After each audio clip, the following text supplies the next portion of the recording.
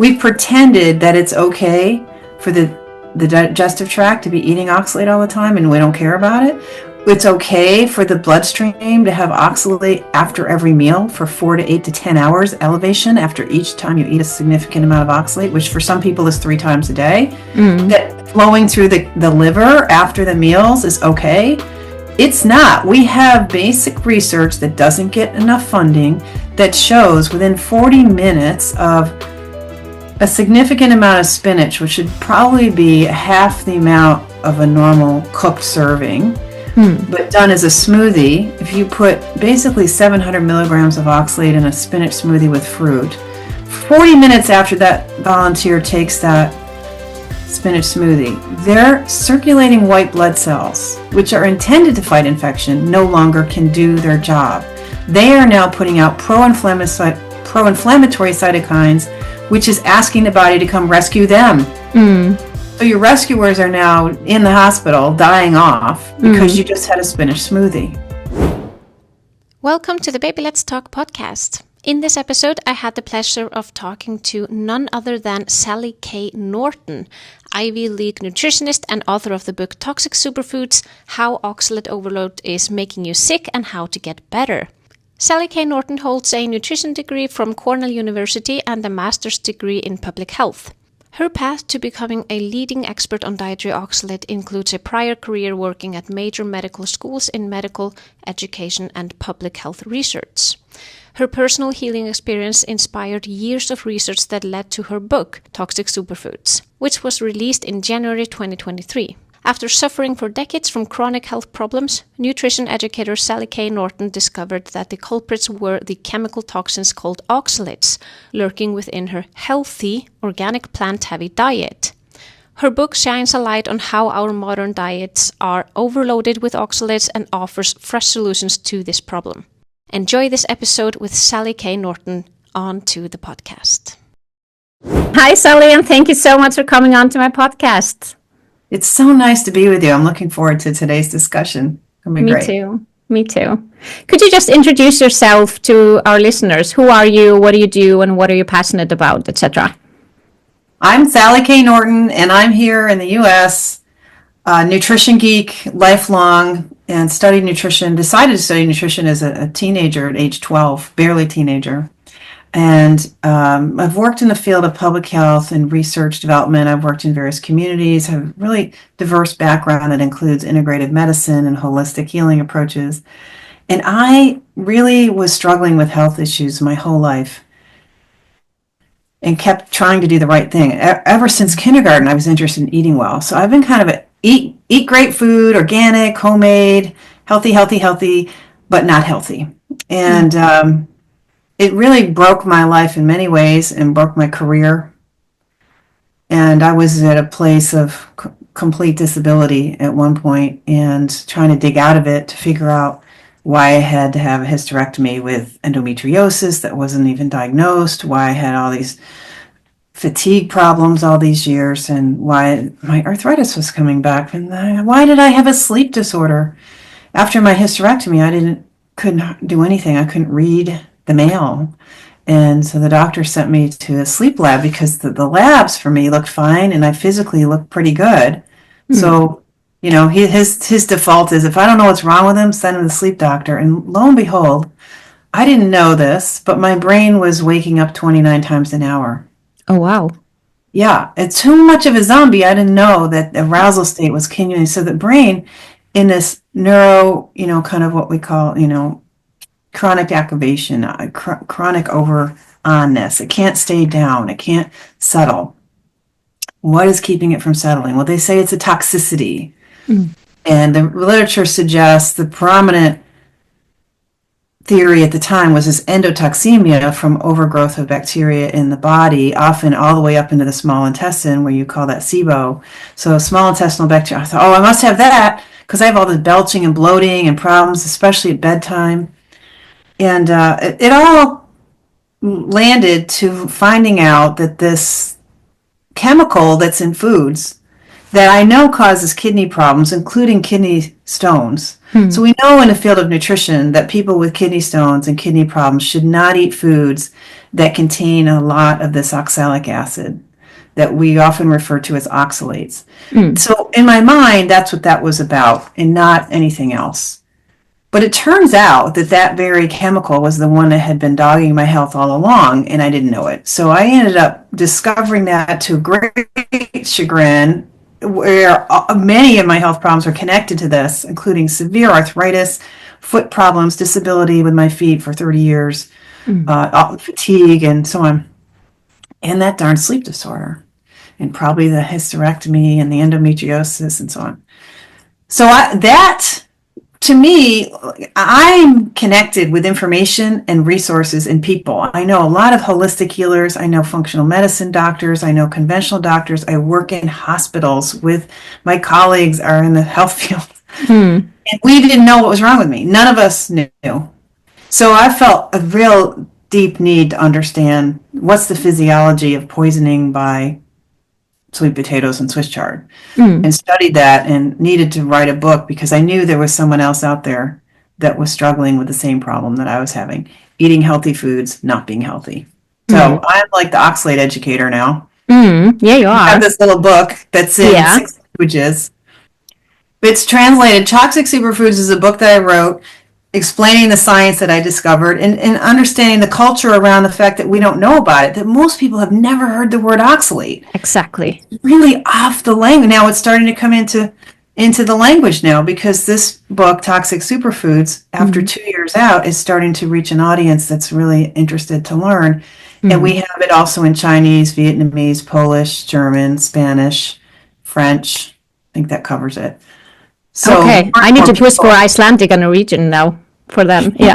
I really think there's a real need for it in Norwegian or Swedish.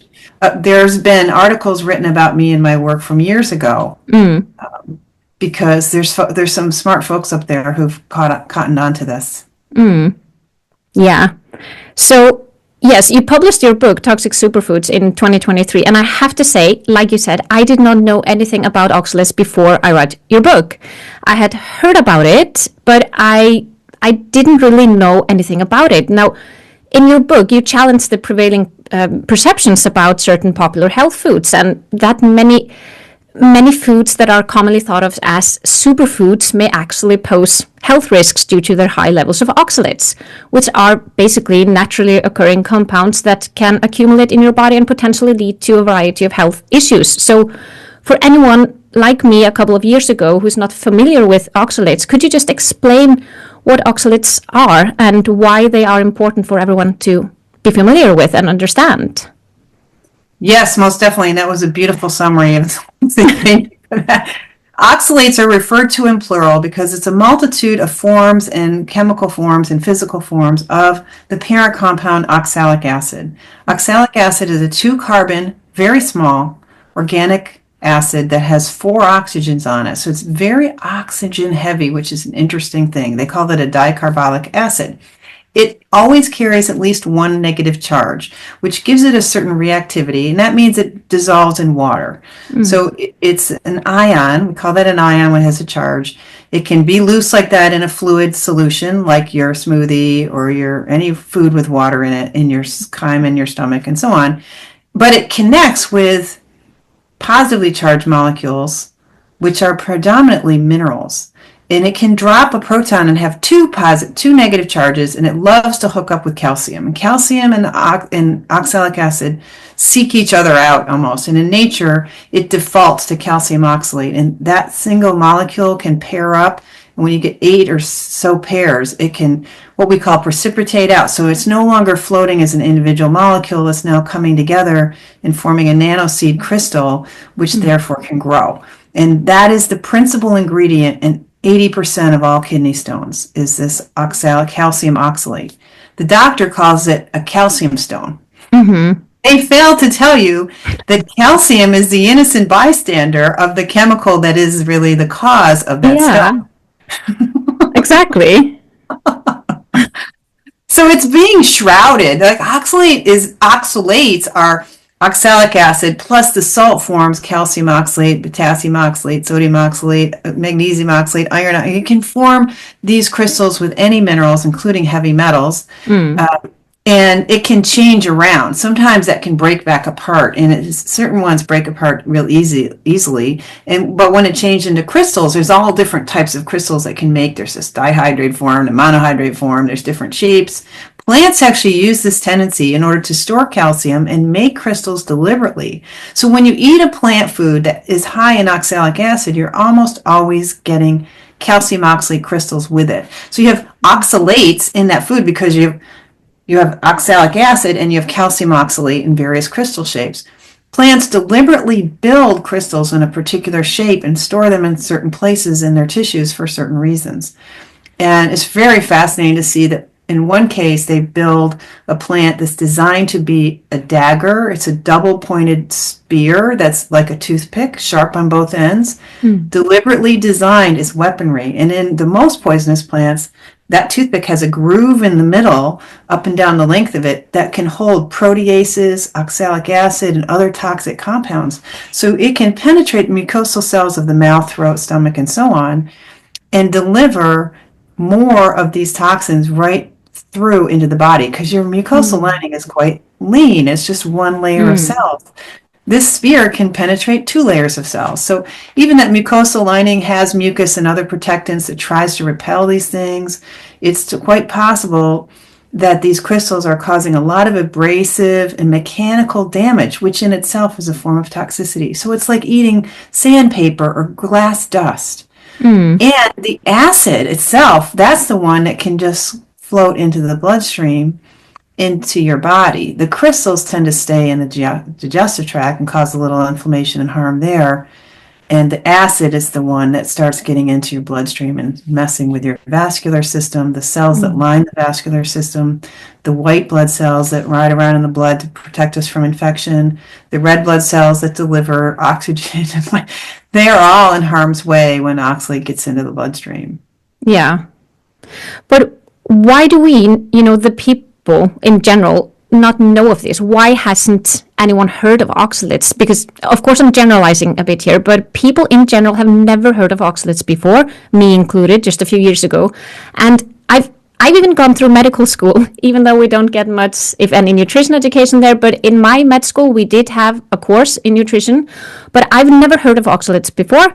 And other than in the context of calcium oxalate crystals in calcium kidney stones, which are, by the way, the most common type of kidney stones. But so you run into it in the renal chapter, the general function of kidney, and then its significance is completely lost. Yeah, because I was reading up a little bit about this the other day, and in the cause, what's causing calcium kidney stones, there is barely even oxalates aren't mentioned in the diet section. They mention high glucose diet, high salt diet, but they don't say oxalate. They don't mention it. And I was just I was just wondering. I must have dozed off in med school when we were talking about this. No, actually, so what we're getting into here is a little bit of the corruption of knowledge, where we're twisting knowledge in research itself for the gain of the researcher. Because if we already know the answer, what causes kidney stones? Well, put too much of the main ingredient in a kidney stone in the body and you will get stones. If you don't have the ingredients, you can't make the stones. Right? Yeah. That's the answer. But that answer means you don't need funding anymore. Yeah.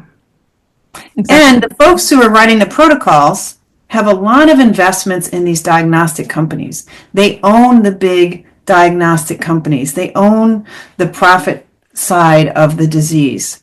So they're writing the medical protocols that tells the doctor, this is the things you give to a kidney stone patient, quote, help them prevent their next stone. In the meantime, be sure to test them frequently. So it must be a certain degree of the accumulated process of self-interest with people who are delivering the information as researchers and the people who are distilling it out as a clinical protocol for the clinical practice people. It's quite sad because basic researchers who look at cell physiology and the process, they understand that oxalate is extremely toxic and it's especially toxic to kidneys. But we have been giving all the research dollars in the US to kidney people for 50 years now. We've pretended that it's okay for the digestive tract to be eating oxalate all the time and we don't care about it. It's okay for the bloodstream to have oxalate after every meal for 4 to 8 to 10 hours elevation after each time you eat a significant amount of oxalate, which for some people is 3 times a day. That flowing through the liver after the meals is okay. It's not. We have basic research that doesn't get enough funding that shows within 40 minutes of a significant amount of spinach, which should probably be half the amount of a normal cooked serving, but done as a smoothie, if you put basically 700 milligrams of oxalate in a spinach smoothie with fruit, 40 minutes after that volunteer takes that spinach smoothie, their circulating white blood cells, which are intended to fight infection, no longer can do their job. They are now putting out pro-inflammatory cytokines, which is asking the body to come rescue them. So your rescuers are now in the hospital dying off because you just had a spinach smoothie. And in the meantime, what we call the barrier function of your digestive tract is inflamed from the crystals and exposure to oxalate. It's the cells themselves that are exposed to oxalic acid lose their ability to produce enough proteins to reproduce adequately. So their ability to replace themselves and restore mucosal lining or barrier function anywhere in the body is suppressed. So you have a simultaneous problem of a weak immune system who can't fight infection and a barrier function of your nasal cavity or your gut or your bladder lining or your genitalia that is incompetent potentially. So your ability to get infections go way up. And so you tend to see chronic infections with sinus infections, yeast infections, bladder infections, and so on. And you see the symptoms of sterile infections where you look like you have a UTI, bladder infection, when in fact you have an immune system attacking the problem that the oxalate is causing. That is not the infectious agent, but it's the pathogen that's non-infectious, which is this damage. Yeah. Now, you mentioned spinach. So which commonly consumed superfoods are surprisingly high in oxalates? Spinach is a big poster child because it is being pushed forward as an answer to all health problems as a smoothie ingredient and so on. And it's now available as a lettuce substitute on sandwiches. It's everywhere. And it's what's even worse than spinach is the greens of the beet and the chard, chard is a type of beet plant. So they're both, especially the red stem chard and the beet greens are really high. Sorrel is terribly high too, which people in the US don't use it much except fancy chefs. And so those are considered the dark leafy greens. And on my field of public health, we've been promoting this idea that you need dark leafy greens all the time. And if you're not well, you must because you don't get enough Swiss chard. I'm telling you that's wrong. I would like to see that basic health message because those three greens are the darkest. The greens that are low in oxalate are the lettuces, all the lettuces. Now there is arugula is low and watercress is low. They're dark. They're a little more expensive and a little more hard to find as a general thing for the general population. So those are superfoods. Those three greens are definitely a problem, including the beet itself, sweet potatoes, and then the blackberries, raspberries, almonds, cashews, peanuts, figs, and pomegranate, chia seeds, hemp seeds, sesame seeds, bran. Whole bran used to be a big thing, and it sort of comes and goes. Buckwheat, amaranth, quinoa, which people use when they go gluten-free. Arrowroot is used when they go gluten-free. What else superfood-wise? Whoa, turmeric. And dark chocolate. Oh. Tea. Yeah. So all those things are considered like, oh, they got a lot of vitamin C, they got this, they got that. But we're going to ignore the old science. See, this is a newer concept, this sort of phytonutrients, and that something about pigments in plants are somehow great for us, which is a theory that we've been working on for the last 30 years to try to prove. And we're coming up short.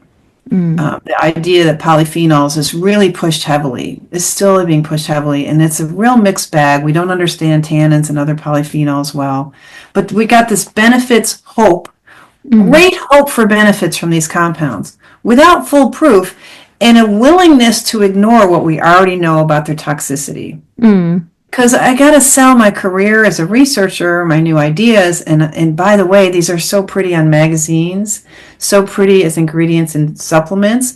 You can sell a bullet in other types of blenders and juicers, and you can build an audience as a magazine or as a newspaper or TV show.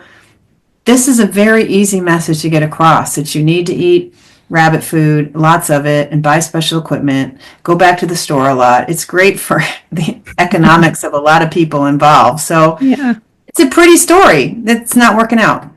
Yeah. What are some of the common symptoms of oxalate overload? Well, interestingly, some diseases don't have a lot of symptoms until it's late stage. Cancer can be like that. Heart disease can be like that. Hypertension can be like that. So some people don't have a lot of symptoms and it can still be going on. So that's the first thing to recognize, that symptoms alone, if they could easily demonstrate you have the problem, this might be more commonly recognized. But when problems are happening, you're going to see effects to the digestive tract. Eventually, you're going to see effects to the nervous system. So you might see mood changes, difficulty falling asleep, difficulty staying asleep, apathy, irritation, problems with anger, panic attacks, depression, all kinds of mood-related things can occur. It can affect your vision and your eyes. It can affect your connective tissues and joints, so you can get rheumatic problems that feel like arthritis or fibromyalgia, aches and pains, tendinopathies, tendinoses, all kinds of that sort of thing. Urinary tract issues. So if you tend to wake up at night to pee, that could be toxic urine irritating the bladder. If you pee frequently, if you have an urgency to pee and you hardly have any urine at all, these are all signs of bladder irritation. And so chronic UTIs, so urinary tract infections, either sterile, where you, if they take the culture, which they should before you give you an antibiotic, please make sure you know if you need an antibiotic before you use it. It can be the same symptoms because it's the same immune system responding to problems in the bladder. So there's urinary tract, there's the connective tissues, there's the neurological system, there's the digestive system, and it can also affect other things too. And it certainly can end up as a pain syndrome. Teeth and jaw. If you get a lot of dental caries and you get tooth pain, that could be an oxalate thing. If you get a lot of tartar, that could be evidence of high oxalate levels in the blood. If you get a lot of eye excretions, especially at night, drying on your face and little crystals and extra gunk, that could be oxalates coming off the brain and the eyeballs. If you see cloudy urine, that could be the crystals of oxalate forming in the urine as the urine is made, and the light bounces off it and gives it kind of a whitish, milky look. I get cloudy urine almost all the time from teenagehood on, and I've turned in many a urine sample, and no one's ever said, "Hey, that's crystal urea. You have crystals in your urine." Not a single soul said that for all those years, 40 years of turning in cloudy urine. Nobody said it. And that is a major sign. That in itself. Clinically, we should be asking if there's crystal urea going on. Yeah. Now, I marked the following sentence in your book. I'm just going to read it up.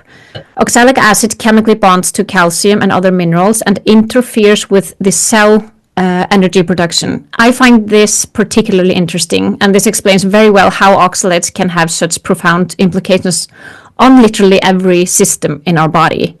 Could you elaborate a little bit on this one here? How do oxalates, it's a big topic, but how do they interfere? Actually, we could take that sentence and break it down, because I'm secretly compounding lots of ways that oxalate is toxic in the fact where and when it's affecting the calcium. If it's affecting the calcium in the blood before it even gets into the cells, because the first place it's going to get into is the serum.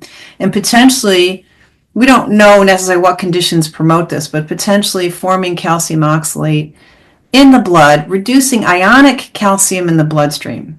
So when you've got too much or too little ionic calcium, that's called hypocalcemia.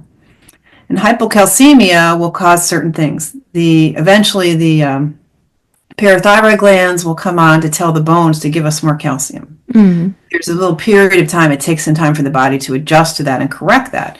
And in the meantime, in that little trough between low calcium in the blood and having to pull calcium out of your bones, you have potential pacemaker problems. So you can get heart arrhythmias, you get high pulse, and you can get a lot of other symptoms will come out of that hypocalcemia. And that's why it's sort of short bouts of these weird things that come and go, because the body in the background is correcting for it. In the meantime, you're dumping bone tissue into the bloodstream, and sometimes you get hypercalcemia as a response because the body may overreact. And so you can be swinging, your calcium levels in the blood can be swinging. So that's one small piece, calcium problem. But once the oxalate is fouling calcium in and out of cells, it gets into cells, and they don't fully understand. Sometimes it's just getting in there. And I think that's because you end up with broken channels and other stress in cells that oxalate itself is causing.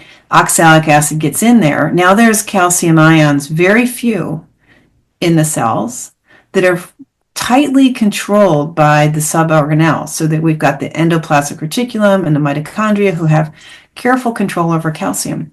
See, the calcium ion, that's that little Ca+2 molecule, is the messenger inside the cell that helps the cell regulate the functions of the cell. The outer membrane can go, oh, we need more blood sugar, or we need to do this or that, because the messenger told it this is what we're doing next. You mess up the whole governmental management of a cell by messing up its calcium ions. And so the cell itself is like, what do I do? Oh, wait, it's really confusing cell function. And it's affecting the mitochondria, which is taking glucose and helping to turn that into cell currency so the cell can do its work. Some of the work the cell needs to do is like move sodium out of the cell. Now in the red cells, where we don't have mitochondria, we don't even get into that Krebs cycle. All we have is glycolysis. Well, the last step in glycolysis, there's an enzyme there where oxalate sits on it and blocks its function. So the red cell doesn't make enough ATP currencies, energy currency, and so the sodium pump stops working. So sodium gets stuck in the cell, water flows into the cell, and the cell explodes. So we get a form of anemia there. Now, the oxalate is also fouling calcium into the bones and into the bone marrow. And in the bone marrow, it's interfering with cell physiology so much that the red blood cells and the white blood cells get kicked out in the bloodstream early. Like they get graduated in 6th grade instead of 12th grade. So they're not so good. So you get a form of anemia there too that you can't treat. So you might see anemia because of calcium. So fundamentally, you've got calcium interference in the wider regulation of organs and in the regulation of individual cell function. And you also have down inside the cells those enzyme pathways that produce energy that the cells require also being interfered with, because there's at least 4, maybe 6 metabolic enzymes that oxalate sits on the active site and stops them from working properly. This is so interesting. So many ways. Yeah. That little sentence is actually technically covering all of those things. Yeah, exactly. It's a very dense book.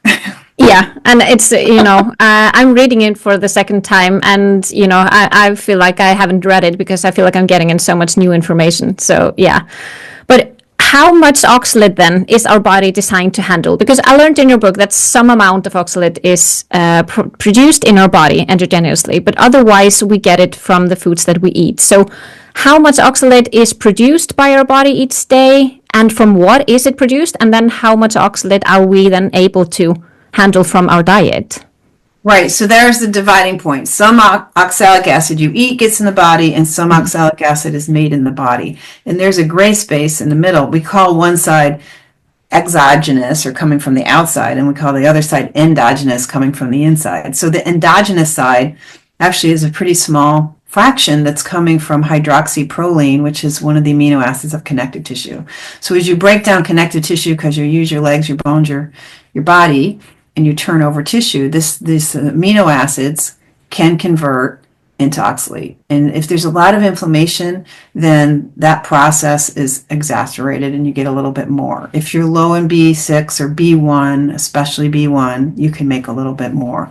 But that endogenous production is about, well, this is the confusing part, because the research does not distinguish that amino acid and inflammation endogenous production from the conversion of vitamin C into oxalate. So vitamin C itself easily oxidizes down into oxalate in a pill bottle, in your cells, wherever it's hanging out. And they call that endogenous production. So endogenous production is the combination of inflammation, hydroxyproline breakdown, and vitamin C degeneration. That's all considered endogenous. Now, that's a gray zone because vitamin C is not something your body produces. It is something you have to eat. And we're doing it in the supplement form. We're taking way more than we're designed to handle. And vitamin C gets in the cells, and that extra that you don't really need hanging out there can much more easily turn into oxalate than the stuff that your body's actively recycling and trying to use to protect white cell function and all of that. So endogenous production is a little bit of a misnomer in my view, because it's still dietary. Most of the endogenous production is dietary. So what the researchers claim is that we make 12 milligrams of oxalate endogenously inside the body, which includes both the vitamin C and everything else. Okay. 12 milligrams. And what you eat, in a healthy body that has normal absorptive capacity, high, well-functioning gallbladder and liver and mucosal, digestive, enteric lining of the gut, when that's working well, we absorb 10 to 15% of what you eat. And the kidneys are designed to handle up to about 25 milligrams. So if 12 milligrams come endogenously, you have room for 12 milligrams from your diet. If you're absorbing 10%, that means you get 120 milligrams from food that converts to 12, that translates to 12 milligrams. So yeah, we tend to say 200 milligrams or below is appropriate in the diet of oxalate in food. Okay. Problem is, your standard serving of spinach and Swiss chard can be close to 1,000 milligrams. So 5 times what your body can handle, or more, 5 to 8 times what you can handle. So on average, there are a lot of different diets here, but, a spinach smoothie and a chia seed pudding, whole grain breads, etc. These are all very popular things. How much in general are people getting on a daily basis today? Well, it would be nice to be able to do research, and we'd have to really stratify the sampling, because some people really accidentally avoid oxalate and they're just eating hamburgers and yogurt and donuts or whatever. The junkier your diet, probably the less oxalate in it, or the more meat-centric diet. So it's interesting, because people who feel comfortable eating a lot of meat are people who drink more alcohol, smoke more cigarettes, don't exercise as much, don't wear their seatbelts. They're like a little like whatever. Whereas on the other side, the folks are doing spinach smoothies and adding spinach to their Subway sandwiches and having beets and nuts and keto this and that and going with the brand. They could be eating 1,000 milligrams, 2,000 milligrams, 3,000. You can really push it depending on what you're doing. And you should know these worst offender foods like Swiss chard and spinach and almonds and anything you use a lot, like somebody could overdo peanut butter, for example, or potatoes. You could have potatoes breakfast, lunch, and dinner. They're snack foods. They're everywhere. So there's so many things we can do with potatoes because they're cheap, and we're eating out a lot more. And that convenience food is very profitable for the restaurants, and they can make it tasty. So it's hard to say how much we're eating. The research is really unbelievably still suggesting that people only eat 200 milligrams a day. But that's everyone who's not listening to the health advice that says eat your dark leafy greens. Anyone listening to that is having at least 2 nights a week of Swiss chard. You're doing 2 nights a week at a gram. So how could we possibly be eating only 200? So this is another frustration with the literature, because even the professionals don't even know where the oxalate is in the diet. There's only some very particular researchers, many who have retired, but they've left behind some younger researchers behind them, who are really interested in paying attention to dietary oxalate and its potential to do not just kidney stone problems, but potentially more. They're going to start opening up this research into things like this destruction of white blood cell function. So it's not easy to say, but I can tell you that those of you who are seriously listening to health podcasts are probably eating way too much oxalate, for sure. Yeah, and me included a few years ago. I was a true believer in the dietary guidelines, and I was following them to the point.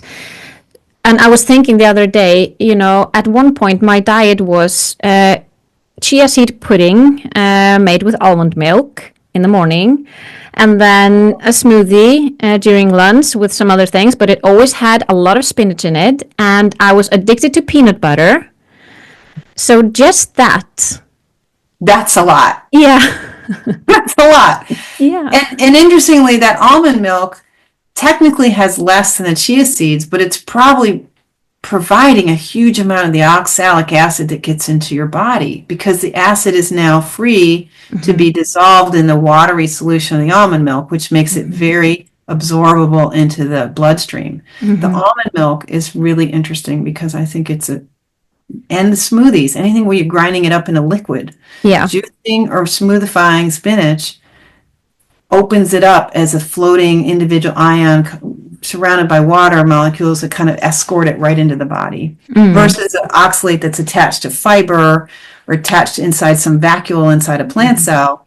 It's not as easy to absorb as one that's just surrounded by water being put right into your bloodstream. Yeah.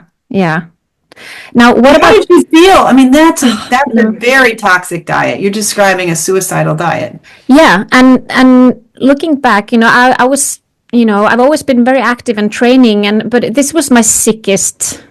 I had so many health problems. I was vegan for a time, and then I was vegetarian.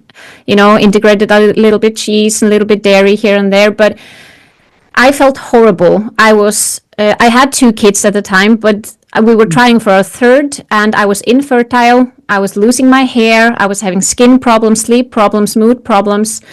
There were so many things wrong, but I was like, what the heck am I doing wrong? Because, this was my diet: chia seed pudding, spinach smoothie, peanut butter, a little bit here and there, and then some black bean taco.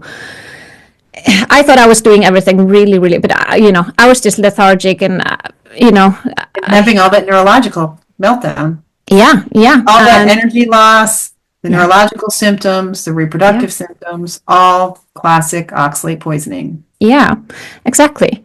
But being a parent, I'm really interested in, getting things right, like all parents are, for their children. So what about children, Sally? Are they more sensitive to oxalate overload, or how much are they able to handle? Well, anyone who knows biology knows that a developing child is at the most crucial stages in terms of toxin exposure and nutrient necessity. It's called the first 1,000 days from conception to age 2. This is a precious time where we need to protect our children from toxicities and make sure they're getting adequate nutrients. And oxalate causes toxicities in fetuses, can mess up pregnancies and delivery processes, can interfere with the growth and the behavior, the learning possibility of children quite dramatically, and yet it's almost none of that's in the literature. It's quite frightening that we're in maternal and reproductive health, we're not paying attention to oxalate in an era where young women feel compelled to go plant-based because it's so pushed on them as the moral and correct thing to do. They really care about the world. They're not eating meat, and that's an inappropriate message, but it's what they believe. And so this is completely a topic of my heart, to be thinking about babies. Anyone who's had trouble with pregnancy and delivery, prolapse cords, needing emergency C-sections, chances are oxalate could have had a role in that. Oxalate travels from the body of the mother through the placenta into the blood of the child and can really affect that whole process of reproducing. And from fertility on, it can affect men's fertility, women's fertility, probably a cause of problems with miscarriage and early delivery. I think that a high oxalate pregnancy will lead to early delivery and complications of the delivery, babies with cradle cap and fussiness, trouble with as they get into whole foods and the parents aren't giving them sweet potatoes and things, you're going to have rashes and some strange things. You could have learning disorders in the children. So I think I wish we could start there at the beginning of life, preconception, and improve the diets of the parents. Now, one of the big complications with reproduction and oxalates is that if you grow up on potatoes, peanut butter, chocolate with desserts and cake and candy, and then, the vegetables, you're going to get ready for your pregnancy, you better eat some vegetables, right? If you were to stop eating those foods too dramatically, you will have bioaccumulation that could mobilize. And you could increase your oxalate in the bloodstream from the oxalates that have been accumulating in the body. And the breast tissue is great at concentrating calcium and makes milk. In the process of making milk, you're going to push oxalate out through the breast milk. So you could load your infant with breast milk, delivering oxalate from the mother's body. Yeah. I've seen this in my clients. And there's going to be a YouTube video on my channel with 3 families sharing the oxalate overload disaster with their children's deliveries in early childhood. Yeah, I'll link to your channel in the show notes so people can take a look. Yeah. But how can oxalate overload present in children? Of course, it can present in many ways, but what are the most common things? Symptoms? Probably colic, cradle cap, fussiness, difficulty settling them down, a little bit of weird feeding problems, potential teething issues, and then a little bit of learning and development. If they're slow on the birth chart, if they're not up in the 85th percentile with their growth, that could be an oxalate sign too. Yeah.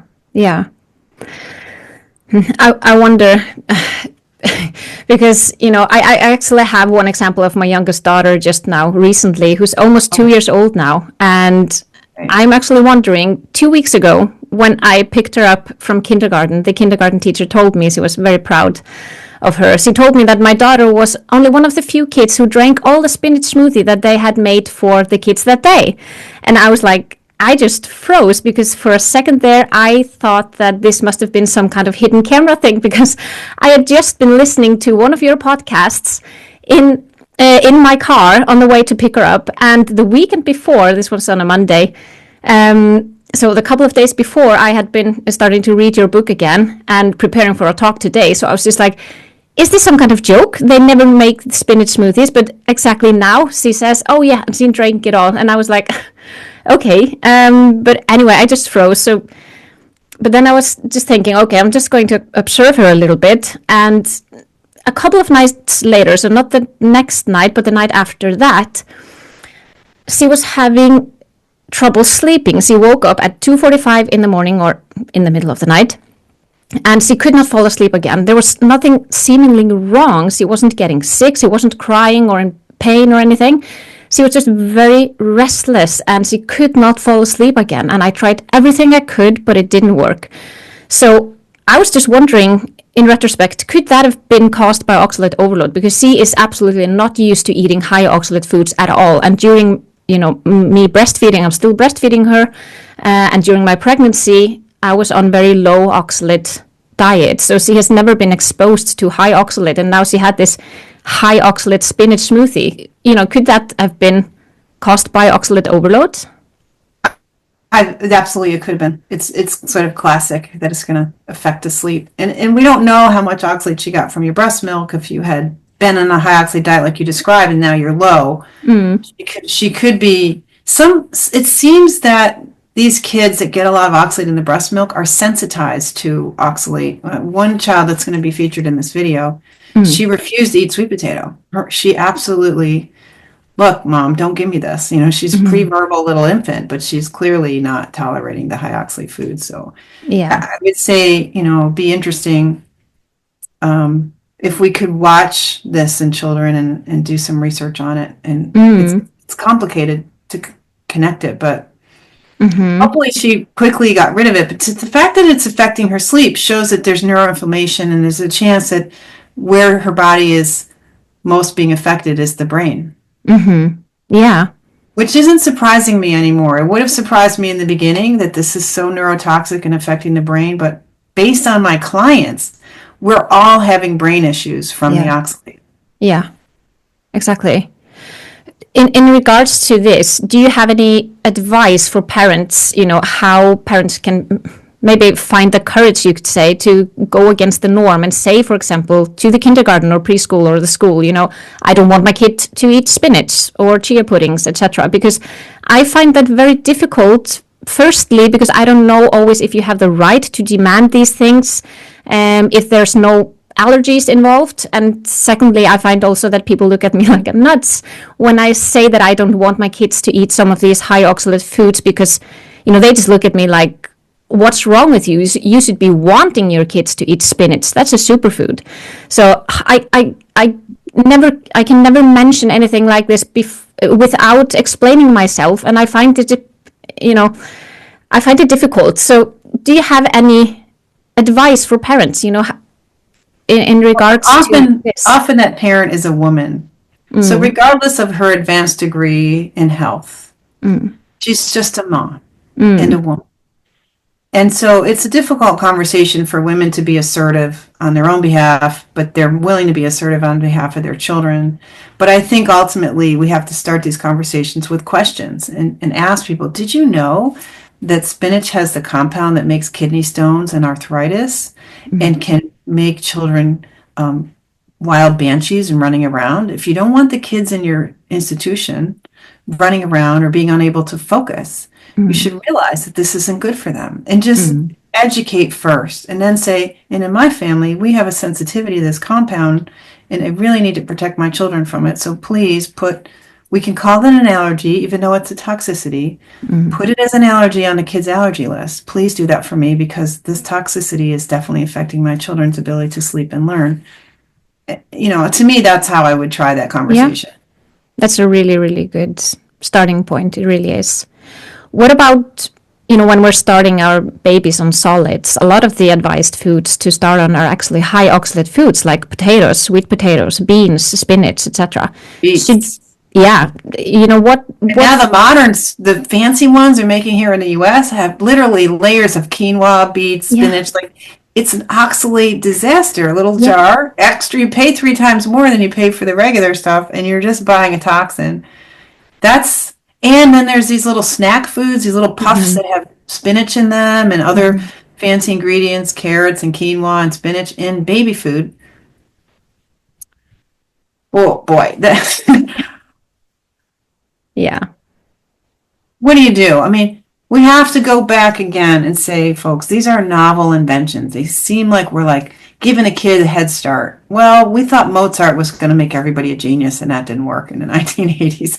And these novel ideas fly in the face of traditional wisdom, which gave children eggs, fish, meat, literally used a rib bone for a teething tool. That's what we've done for a million years. And all of a sudden, your little spinach puff is okay for your child. It isn't.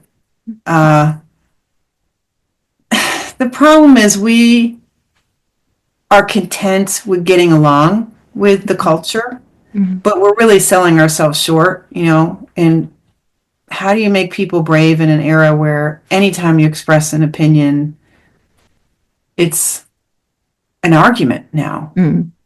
So right now we're in a very contentious world politically and elsewise, and people are gun shy to share themselves and be assertive. And so it's a very real challenge, which is why I give interviews and things to help people have a reference. And that's why I have a YouTube channel. You can look at the shorts and the videos on my YouTube. You don't have to be the expert. You can say, look at what Sally's research is showing. See this book that's in all these languages around the world. Look at the reviews. You can see the social proof. People want social proof that this new idea has some legitimacy. And that's those of us who recognize what we've done to our health. We are solid about it because we have lived it, and you've seen it in your own life. We know this is the thing, and the biology is very clear, even if it's hidden to researchers and clinicians. People who go through med school and other forms of clinical care degrees don't understand this. But the basic physiology is that this stuff is toxic to cells, interfering with cells, making us old and grumpy and stupider than we need to be. And that's the fact. So how do you get the fact to be socially acceptable? It's tricky. This is a real challenge, because I could be the grandmother wanting my daughter to feed my granddaughter correctly, but my daughter does not want me interfering with how she feeds her child. So I don't have a lot of power anymore. It used to be that the elder generation had a little sway.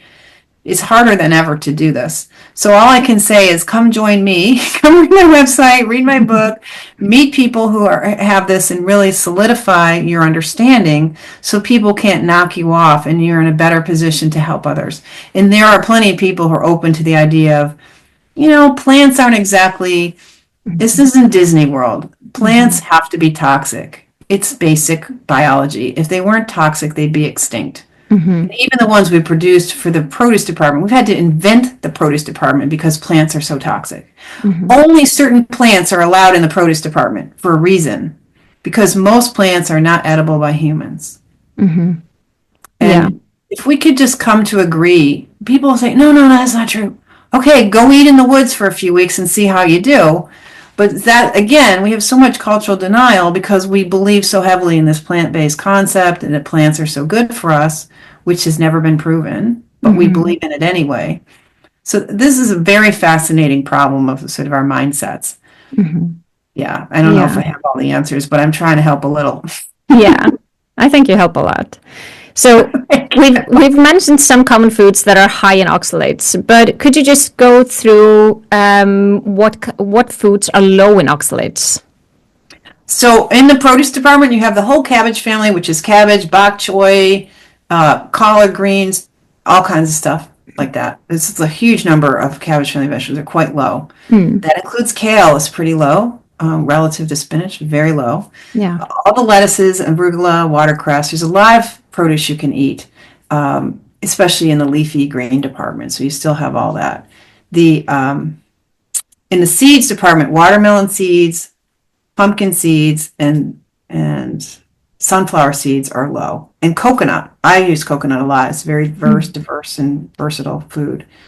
There's also, there's celeriac root and onions and garlic. All those basic stuff are very low. Squashes, the cucurbit family, that's cucumbers, winter squashes, and melons. Those are all low in oxalate. And your apples, your cranberries, grapes, kumquats, mango, peach, papaya, they're all pretty low. And fruits generally, even though they have some oxalate, they don't have as much of oxalic acid. Okay. So they're pretty, like pineapple is kind of medium, but I think it's fine to use it. Let's see what else we're talking about. So in the beans, you talked about the black beans. Black beans and white beans are very high in oxalate. But the peas, chickpeas, green peas, black, those are pretty low. You just have to recognize that there's other plant toxins. And lentils, which are low, and the beans are high in lectins, which are a ginormous, very different kind of compound. Huge protein molecule that needs to be sprouted out of the thing. So you have to get the seed to start germinating, and then you have to use high heat, like a pressure cooker, to disarm those lectins. So if you're going to use lentils, which are low oxalate, and peas and beans, with any frequency, you need to soak them for 3.5 days so they're germinating, and then pressure cook them. Yeah. That's because the lectins have the power, along with oxalate, to so mess up your digestive tract that you may be really in trouble with oxalates, because now you're going to be hyperabsorber of oxalate. And other people get into problems with gut inflammation or bariatric surgery that makes them what we call hyperabsorbers. So you don't even need a high oxalate diet if your gut is just letting all of it get into your body. So that's an aside that the lectins reminded me, like, you got to take care of your gut health. Plant compounds, saponins and lectins and oxalate, all of them attack the gut. And there's dozens of plant compounds that are all toxic to the digestive tract. So the digestive tract is your main source of protection from toxins and so on. And plant foods are going to get you in trouble. So even the ones that are low oxalate may not be ideal for someone who has a sensitivity to anything that's going to be gut damaging. So then there's coconut with the with juices, most juices are low. So even coming from a high oxalate food, you can have orange juice, you can have these juices that are low in oxalate because something about the juicing process seems to really reduce the oxalates in them. Okay. What am I forgetting? Rice is very low in oxalate. So with the grains, Yeah. you don't want whole grain, you don't want bran and everything. Get away from that whole grain idea. White rice is a good food. Lower arsenic rice is coming out of Asia. So if you can get, especially if you can get organic Asian grown rice and rice noodles, that's a way to get some starch. I feel like I'm missing a lot of things, but you get the idea. Yeah. Yeah. And you have a lot of information on your website and in your That's book. the main thing. You don't want to memorize it from a conversation. You don't even want to memorize it from a list. In fact, you have to keep going back and back over it. And if people want the detailed information, only on my website you can get the data off the color-coded chart where you can see by color coding quickly there's some foods that are really high and some that have almost nothing in them. And you can only get this on my website. And if you go online for my stuff, the only thing I sell on sort of Amazon is toxic superfoods. There's a lot of other junk out there online that pretends to be mine that isn't. So you want to get the right information because mostly this is a very confused and confusing topic, and then people have reasons to spin it in a different direction that's not completely truthful. Yeah. But in general, regarding plant foods, fruits, are they, just as a rule of thumb, are they generally low in oxalates? The high oxalate fruits include pomegranate, kiwi, blackberries, star fruit, figs, plantain. Those are the worst ones that are concerning. And then most fruits really don't deliver that much oxalate because it's a lot of crystalline oxalate. But you can, like I said before, the cucurbit family, which is the cantaloupe and watermelon and honeydew and the various melons are low. Grapes, apples, those are nice and low. What else? Peaches, papaya, plum. So the fruits aren't the biggest concern. The bigger concerns are those three greens, the nuts and seeds, and the beans, and the grain, the bran. So bran, nuts, seeds, and so on. Those are big things. And the dark chocolate, turmeric, people are overloading it, thinking they're doing themselves some magic. The magic might turn dark magic, unfortunately. Yeah. What about animal products in general? Meat, dairy, are They do they? not have oxalate, really, not a significant amount.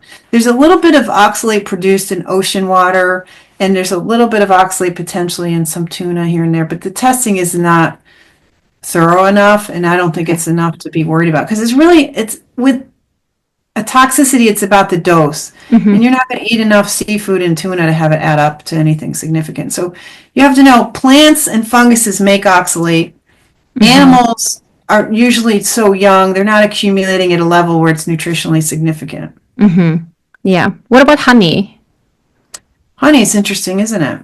Yeah. Because the bees are collecting pollen, and so there's a certain amount of oxalate in that. And they also treat the honey colonies with oxalic acid because it's a toxin that kills the mites. But that doesn't seem to really add it up.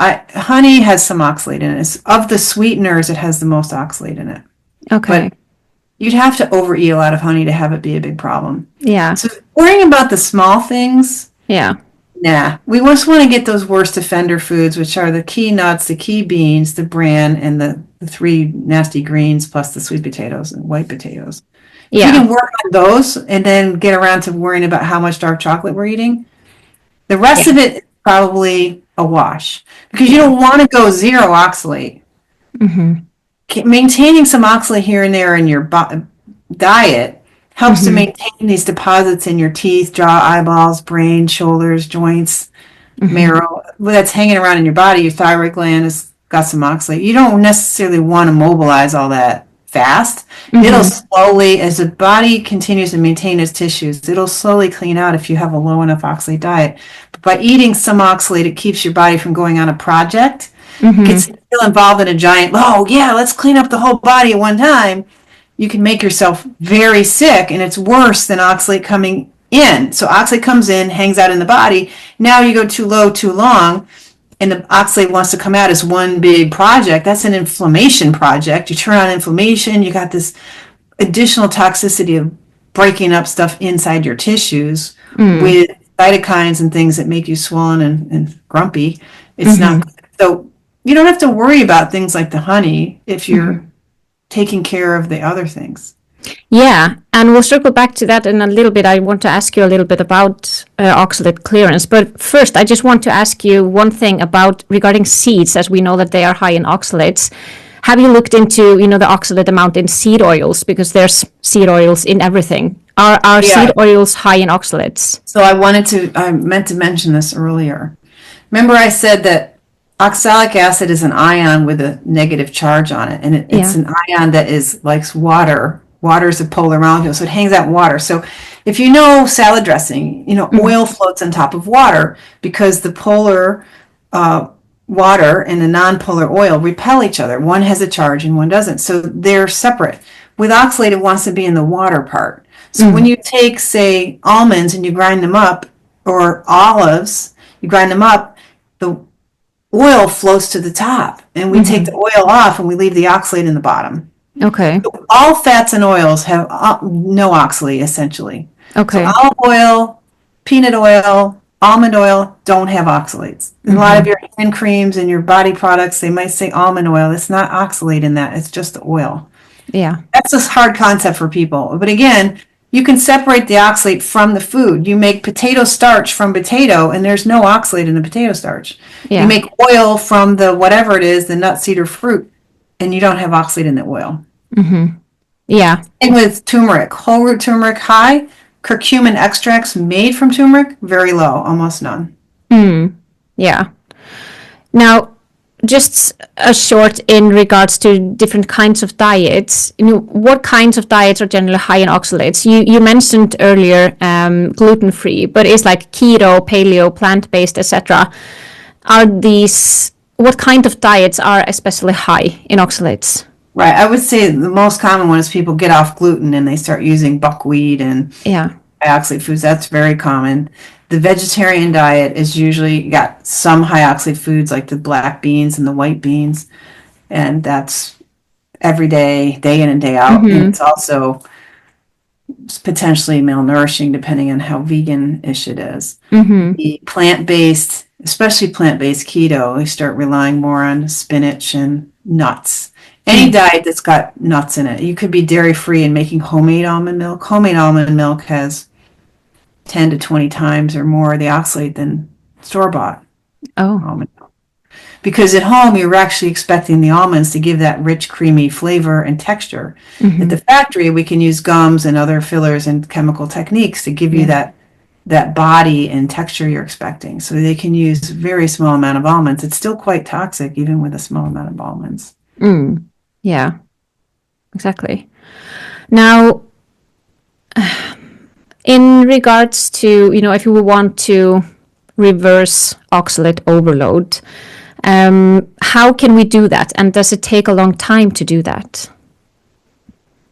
This is so fascinating because we haven't studied it in the science. We know it from experience with tens of thousands of us doing this diet, that you can see evidence of oxalate deaccumulation that can happen in cycles on and off for years and years and decades.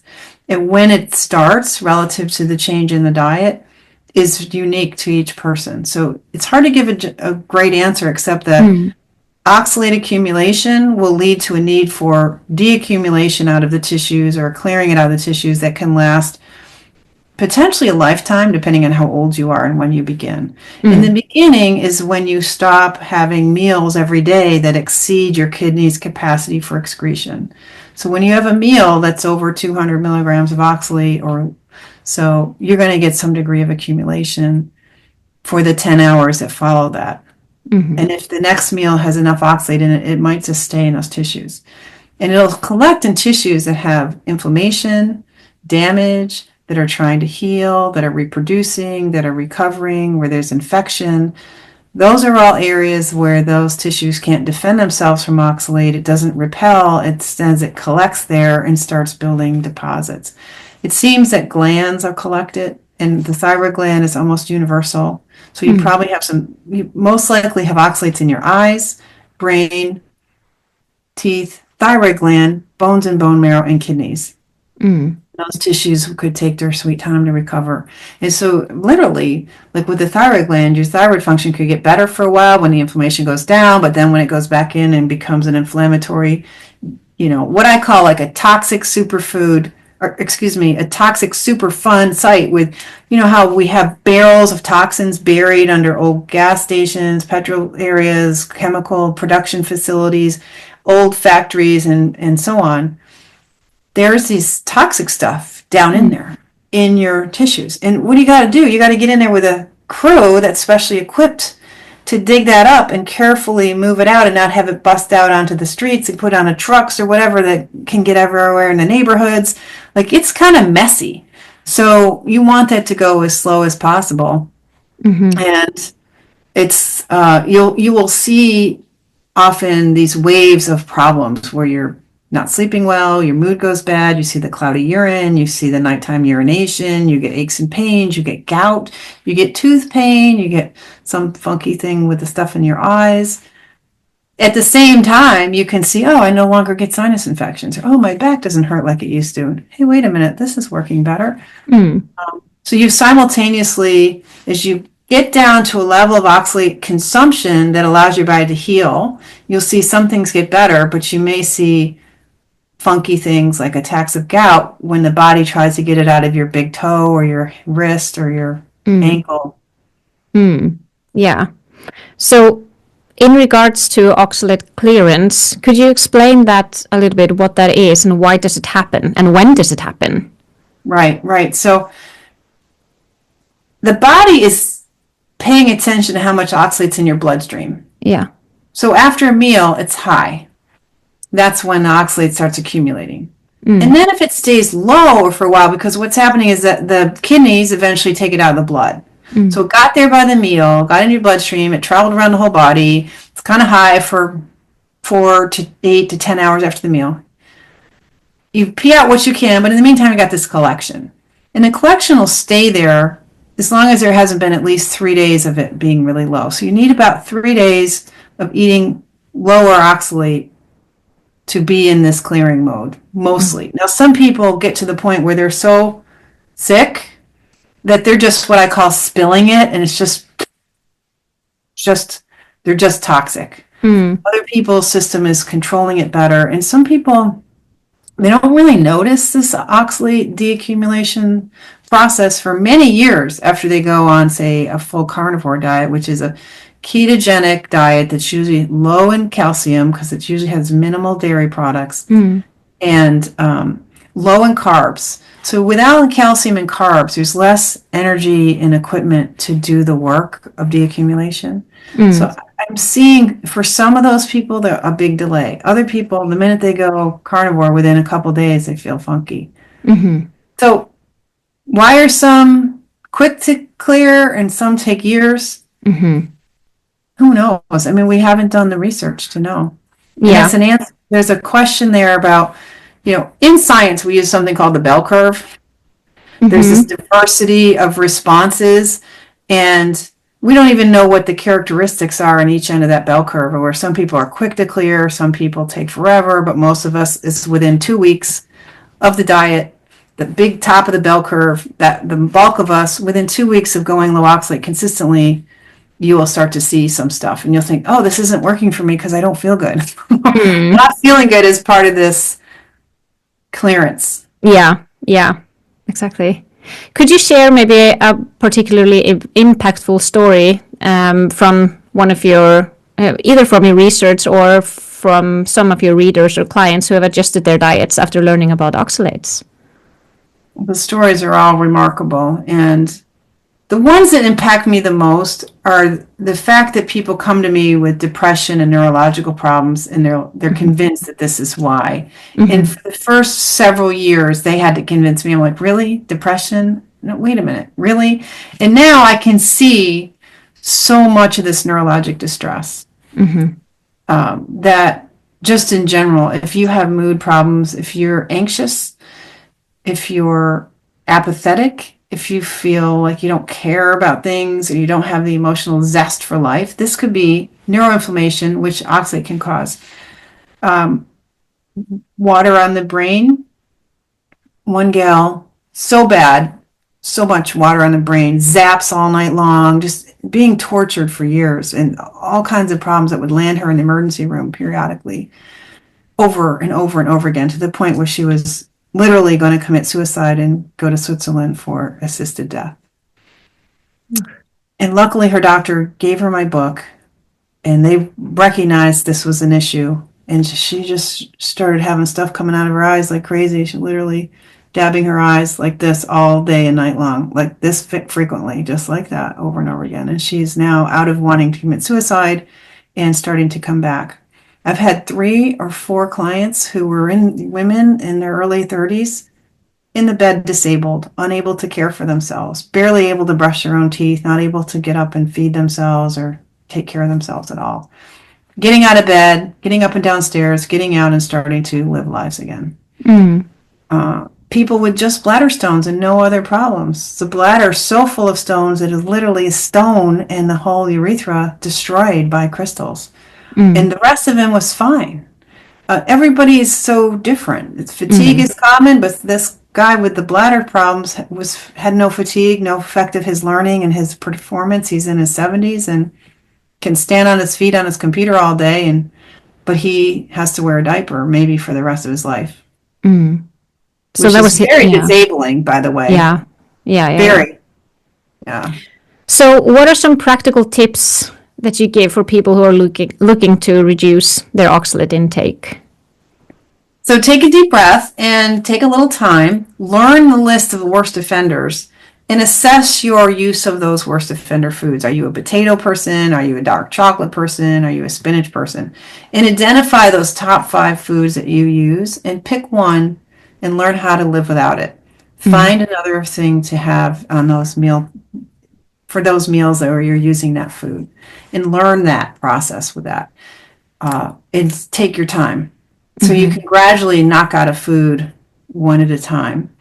And read my book in part 2 that explains that you're really just trying to cut back. If you're in the thousands of milligrams per day, you just want to cut that. Maybe you're 2,000, cut it to 1,000 for a while. And you don't need to use the math, but you can generally get a sense if you look at some of the numbers that are in my book and you look at the list of foods, you can say, well, if I go without Swiss chard, that's huge. I'll do that for the first 2 weeks. And now I'll figure out what else besides sweet potatoes. But in the meantime, as I get close to eliminating, I might just cut my amount in half. Not everyone can do that, because if you recognize the seriousness of this disease and you recognize which foods are delivering it, how are you going to eat that half sweet potato? Like, really? Do I still want to eat that? Yeah. So you might switch for like a little piece of dark chocolate in the meantime. To like something you can, like, okay, make a deal with the devil with. Yeah. So there, it's unique to you as a person how you change your life. But anytime you change your diet significantly, you're changing your microbiome, you're changing your shopping habits, your cooking, you're designing your meals.